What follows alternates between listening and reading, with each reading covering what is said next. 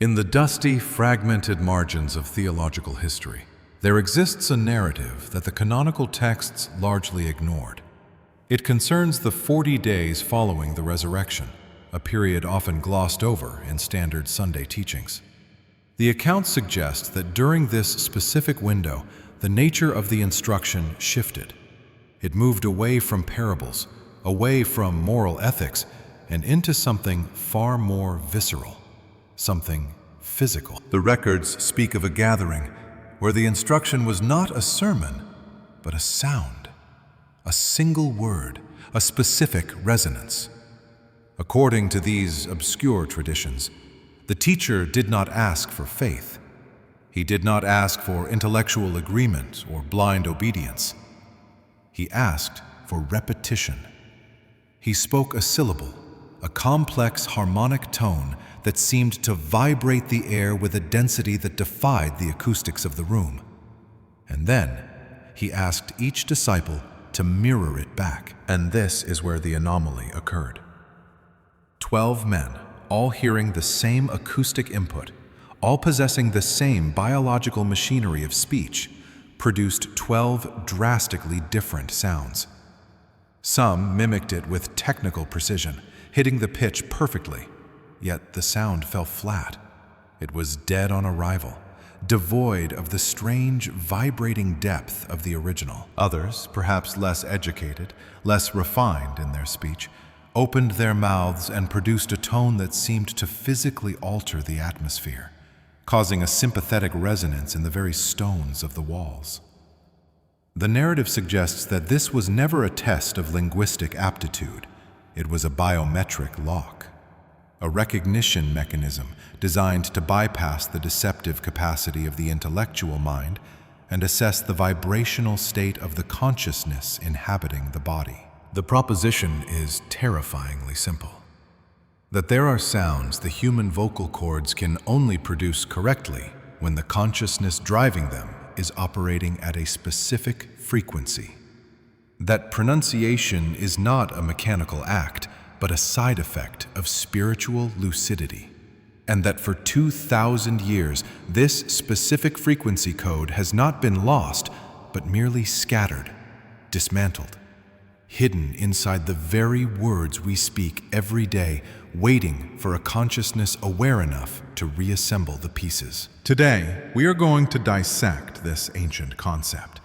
We are going to look at the physics of sound, the history of sacred syllables, the biology of the vagus nerve, and the physiological reality of why some words resonate while others merely transmit data. We are analyzing the theory of the pneumatic tone, the sound that cannot be faked. To understand why a sound could act as a filter for consciousness, we first have to dismantle our modern, utilitarian view of speech. We live in an era where words are treated as empty containers, mere vehicles for data transfer. We say apple, and you think of the fruit. The sound is arbitrary. Only the meaning matters. We have industrialized language, stripping it of its inherent power in favor of efficiency. But the ancient world, from the Vedic sages of India to the Gnostic schools of the Mediterranean, held a diametrically opposite view. To them, sound was not a descriptor of reality. Sound was the generator of reality. This is the principle of cymatics, a field of study that is only now being rediscovered by modern physics. When you play a specific frequency into a plate of sand or a bowl of water, the chaotic particles do not move randomly. They snap instantly into precise geometric mandalas. Complex, symmetrical patterns emerge from the chaos, held in place by nothing but the vibration. The sound forces matter into order. The Gnostics argued that the human voice does the same thing to the energetic field surrounding the body. It acts as a command signal to the immediate environment. But here is the mechanism they proposed, which modern psychology is only beginning to brush against. The chaotic mind cannot produce a coherent sound. If the internal state of a person is fractured, filled with anxiety, performative ego, subconscious fear, or unhealed trauma, biology reflects this chaos. The vocal cords tighten. The diaphragm restricts. The micro-tremors in the larynx introduce dissonance into the voice. You can hear the notes, but the harmonic stack is collapsed. This is why you can instantly detect a lie or a moment of insecurity in someone's voice, even if their words are confident. The biology betrays the consciousness.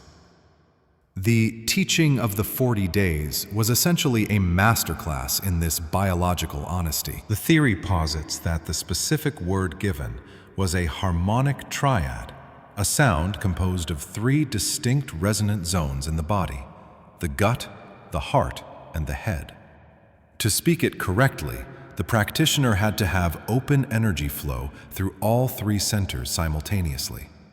If they were stuck in their intellect, analyzing the sound rather than feeling it, the tone would be nasal and thin. If they were trapped in survival fear, the sound would be guttural and aggressive. Only a unified consciousness, one that had transcended the dualism of the material world, could vibrate the vocal cords with enough relaxation and power to produce the full harmonic chord. This leads us to the specific structure of the code. Historical linguistics and comparative theology show us a pattern, a recurring triad of sounds that appears in the most sacred words of almost every major tradition. It is not a coincidence that the AMIN of Judeo-Christianity, the AMIN of Islam, and the Om of Hinduism all share the same phonetic DNA. They are all attempts to preserve the original acoustic instruction. But over centuries of institutionalization, these words have been flattened. They have been turned into ritual punctuation, muttered at the end of prayers without understanding their mechanical function. The reconstruction of the lost word relies on assembling these fragments back into their operative form. The theory breaks the sound down into 3 phonetic components, each acting as a key for a different physiological and energetic system. The first component is the vowel sound A. In English, we pronounce this often as a flat A or a shallow ah from the throat. But the original instruction points to a sound generated much lower. This is the A of total release. It is the sound of the breath dropping into the pelvic floor. Bioacoustically, low-frequency vowel sounds vibrate the chest cavity and stimulate the vagus nerve in a way that signals safety to the autonomic nervous system. When the texts speak of grounding or incarnation, they are describing the sensation of the voice inhabiting the lower body. Most modern humans speak from the throat up, a sign of a consciousness disconnected from its physical vessel. To produce this first syllable correctly requires a state of total existential security. You cannot do it if you are in a state of fight or flight. The body will not allow the diaphragm to drop that low. This sound is the anchor. It connects the consciousness to the biological machine. The second component transitions into the U or O sound. This is the frequency of the heart and the throat. In the mystery traditions, this was the bridge. If the first sound is the earth and the third sound is the sky, this middle syllable is the human experience. It requires the mouth to form a perfect circle, a shape of openness.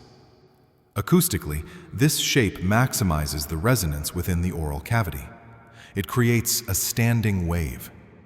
This is where the emotional signature of the voice lives. The test mentioned in the ancient texts often centered on this transition. Could the disciple move the energy from the belly up to the heart without the voice cracking or trembling? It was a test of emotional integration. It demands vulnerability. To speak this sound fully is to drop the shield around the heart center. The third component is the nasal consonant m. This is the only sound we can make with our mouths closed. It directs the vibration upward into the sinus cavities, the sphenoid bone, and the cranium. When performed correctly, this creates a physical buzzing sensation in the center of the head, stimulating the pituitary and pineal glands through direct mechanical vibration. This is the sound of internalization, of silence within sound. It represents the consciousness returning to its source. It is the dissolving of the ego back into the infinite. So, the coded word is not a magic spell. It is a sonic map of the human energy system. A-U-M. Birth, life, return. But here is the critical distinction that separates the awakened pronunciation from mere mimicry. A recording device can play back the sound Om perfectly. A parrot can learn to say it, but neither possesses the pneumatic spark. In the Gnostic framework, the pneumatic soul is one that generates its own frequency rather than just reflecting the environment. When a person with this level of activation speaks the word, they are not just making a sound, they are projecting a carrier wave. This brings us to the concept of entrainment. In physics, entrainment is the process where a strong rhythmic oscillation causes a weaker one to synchronize with it. If you place a large pendulum clock next to a smaller one, eventually the smaller one will swing in time with the larger one. The theory suggests that the Archons, or these entropic social forces that govern human conditioning, cannot tolerate the frequency of a fully integrated human voice because of this principle. The Archon system relies on dissonance. It thrives on the fragmented, low-frequency states of fear, confusion, and division. A strong, coherent vibration acts as a disruptor. When a human being speaks with total physiological and spiritual coherence, they act as a living tuning fork. They introduce a signal of absolute order into a room of chaos. This is why people are often irrationally triggered or magnetically drawn to individuals who possess this quality of true speech. The vibration forces them to either align or leave. The Archons, essentially, are allergic to coherence. They cannot maintain their hold on a consciousness that is vibrating at the frequency of truth. For 2,000 years, the instruction has been to hide this tool in plain sight. By scattering the syllables into common language, the teacher ensured that the code could never be erased, only forgotten. We say parts of it when we are in pain. When we realize the truth. Oh. And when we are thinking.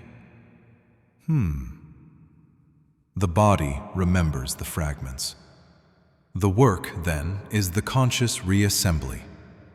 However, the challenge facing the modern seeker is not finding the word, but finding the state of being required to speak it. The texts warn that the unready will try to speak it and find the sound dead in their mouths. This is the distortion mentioned in the accounts. It manifests as a lack of breath support, a wandering pitch, or an inability to sustain the tone. These are not failures of talent. They are diagnostic indicators of where the energy is blocked. This blockage is often the result of the persona. The word persona literally means mask in Latin, but its roots are in the phrase per sona, meaning that through which sound passes. In ancient theater, the mask was designed to amplify the voice. But in modern psychology, the persona, the social mask we wear, stifles the voice. We construct layers of defense to protect ourselves from judgment. We tighten our jaws to hold back anger. We restrict our chests to hold back grief. Over time, this emotional armor calcifies. It changes the actual physical structure of the musculature around the voice box. We literally lose the ability to speak our truth because our bodies are frozen in a shape of defense. To speak the coded word is to dismantle this armor. It requires a process of reverse engineering. If you attempt to verify this mechanism for yourself, you must approach it as an experiment in anatomy and awareness, not a ritual. It requires isolation, a space where the acoustic feedback is clear. The protocol described in the manuscripts is precise. It is not about volume, it is about resonance. The process begins with the breath. The texts emphasize that the word must ride on a single, unbroken exhalation. This requires the fourth breath. 3 cycles of deep inhalation and exhalation to oxygenate the blood and calm the vagus nerve, followed by the activation on the 4th. This pre-work is non-negotiable. You cannot jump from the stress of a workday directly into high-frequency resonance. The instrument must be tuned first. The transition between the syllables is the key. It must be a glissando, a slide, not a step. The ah must morph into the o and dissolve into the without a millisecond of silence. This continuous flow forces the mind to stay present. You cannot think about your grocery list while executing a perfect sonic slide from the pelvic floor to the cranial vault. The act demands total cognitive focus. This is why it works as an activation tool. It pulls the scattered fragments of your attention back into a single laser point of focus in the now. When the effect occurs, it is described not as a visual hallucination, but as a somatic shift. The gift of true pronunciation feels like heat. It is a sensation of the chest cavity vibrating even after the sound has stopped. It is a sudden clarity of vision, where colors seem sharper and the background noise of the mind goes silent. This is what the ancients called the tongue of fire. It is not a literal flame, but the burning sensation of highly oxygenated blood and intense vibration moving through the throat chakra. But we must establish a boundary here. There is a danger in romanticizing this practice. Speaking the word does not make you a deity. It does not exempt you from paying taxes or navigating the complexities of human relationships. The chosen status mentioned in esoteric texts is likely not a designation of superiority, but of responsibility. Those who can generate this frequency are tasked with maintaining it. They become the stabilizers in their environments. They are the ones who can walk into a room full of panic and, simply by speaking a few words with true resonance, bring the entire group back to calm. If you find that you cannot pronounce it correctly, yet if the sound feels flat or forced, this is valuable data. It tells you that there is still a layer of armor around the diaphragm or the heart. It indicates that the persona is still tighter than the spirit underneath. The practice then is not to force the sound, but to soften the armor, to do the psychological work required to feel safe enough to sound real. The Archon interference often manifests as the voice of the inner critic, the thought that says, "This is silly. You sound weird," or "Stop doing this." That voice is the guardian of the status quo. It is the internal mechanism designed to keep you within the acceptable boundaries of the matrix. Pushing through that embarrassment, speaking the resonant tone despite the internal resistance, is the first act of reclaiming sovereignty. It is a declaration that you are no longer a servant of the silence. The implications of this go beyond the individual. If we look at the trajectory of human consciousness, we see a movement toward integration. We are moving out of the age of authority, where we listened to priests and kings, and into the age of direct experience. The coded word is a tool for this new era. It is democratized divinity. It requires no temple, no intermediary, no expensive equipment. It only requires the human body and the human will. As we conclude this analysis, consider the possibility that the second coming is not a man descending from the clouds, but the collective activation of this frequency within the human population.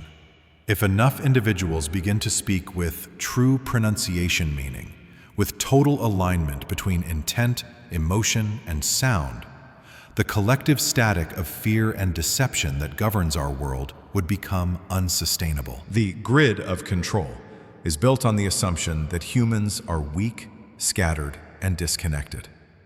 The moment we begin to resonate, the grid fails. The fragments are in your possession. The ah, the oh, the They are the oldest sounds your species knows. They are the first sounds a baby makes, and the last sounds a dying man breathes.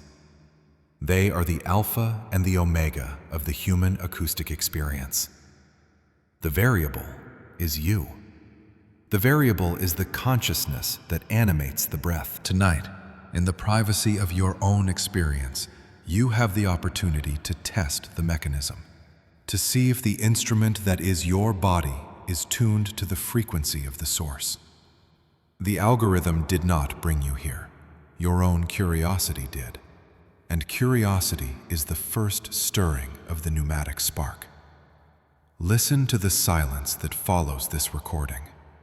In that silence, is there a hum? Is there a desire to speak?